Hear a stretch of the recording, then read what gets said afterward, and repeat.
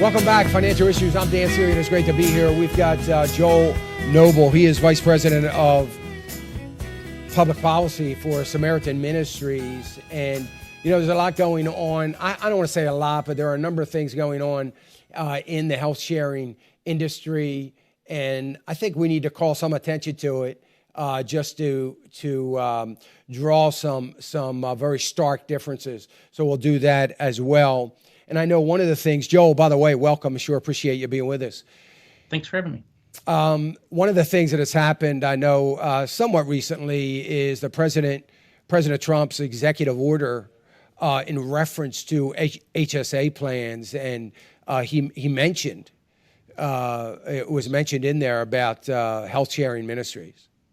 Yeah, and it was very nice to be mentioned. We definitely appreciate being mentioned. I think it's good action that he's taken in there. Actually, the whole executive order, the bulk of it was around price transparency, which would be really important to us. Besides being mentioned by name, if there is true transparency where you can actually see what each entity is being charged, where you can see this insurance company paid this or this insurance company paid this, would be great. Because right now the transparency is just around what's called charge master, which is like the highest price that they could charge. It's like the rack rate in a hotel, but no one actually pays that. And so from a healthcare sharing standpoint, since our members don't have insurance, if we knew what the charges actually were, that would definitely help our members save. And then beyond that, the executive order mentions healthcare sharing to be able to pay your share each month out of your HSA, which would be great. The one issue is right now, most members can't establish an HSA because they don't have insurance. So while it's great to be mentioned, if we could get HSAs opened up to be used with a healthcare sharing ministry from the beginning, then being able to pay your share would be a lot more beneficial. Yeah. And there's nowhere does it say you can't use HSA programs with health sharing. I know some do. Some people, use them. Yeah, you're required to have what's called a high deductible health plan, which is insurance, and there's some requirements around what defines a high deductible health plan and how high the deductible has to be. So that's kind of where the problem arises, is since healthcare sharing at Samaritan Ministries is not insurance, right, it wouldn't meet the definition of a high deductible health plan. So if they did an executive order or even passed legislation saying that a healthcare sharing ministry could be used in lieu of an high deductible insurance plan, or healthcare sharing ministry qualifies as the same as, then that would really open it up so our members could continue using Samaritan without buying another product and use an HSA. Yeah. So there's been some bad press in and around health sharing lately. There's been, as in everything, there's always bad actors that arise, particularly on the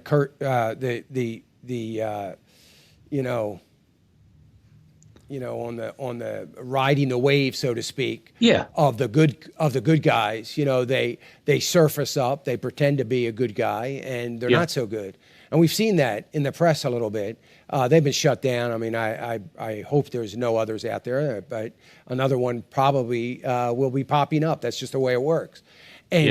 But I think it's important that we emphasize the strength of the good ones out there, Samaritan Ministries being one of them, being around for over 25 years, and just having an unbelievable track record, sharing tens of millions of dollars every single month in health sharing. And, I've personally had experience. You have, so many others have. I see stories every day about coming out of Samaritan Ministries in reference to somebody with cancer or somebody with, a life-threatening thing and lots of money. My daughter just recorded a commercial for Samaritans that we're going to be airing here. Excellent. Just in reference to what's happened with my granddaughter and some surgery and some physical therapy and all those kinds of things. That was their first experience using Samaritan Ministries. And she just said it was the most amazing process she's ever been through. It just, Right. was wonderful. So I think it's good that we put a little emphasis on the fact that people need to understand and draw the parallel, the differences there between the bad actors and the good actors. And and the good actors are the guys that have been around a long time doing this for a very long time. Absolutely. Yeah, as you mentioned, we're getting ready to celebrate our 25th year.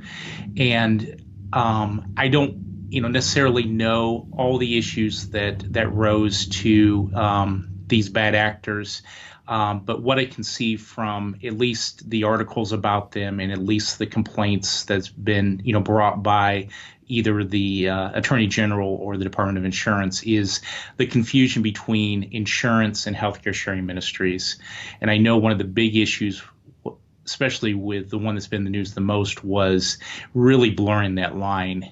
And we've been extremely careful at Samaritan since we began to be abundantly clear that we're not insurance. And we do that by, on the front end, when people call in asking about us, to be clear that we're not insurance. As you mentioned, there was a lot of rise in good free market principles with people trying to, start something, especially after the ACA, with the opportunity, with the exemption in the ACA that gave rise to folks, starting healthcare sharing ministries that hadn't already been in existence. And one of the things we really were careful about when folks called us up to inquire about Samaritan, a lot of them were just looking for, a quick fix from the penalty. And we were always very careful to kind of pump the brakes with them and say, let us explain how Samaritan works. Let us explain the process. And because, one, we didn't just want folks signing up to get away from the penalty. That wasn't the point of healthcare sharing ministries, not the point of Samaritan. But we also wanted them to stay with us. We wanted them to be, members that really believed in what we were doing. And so, dozens, if not hundreds of times in our material or our website, we make it clear they're not insurance.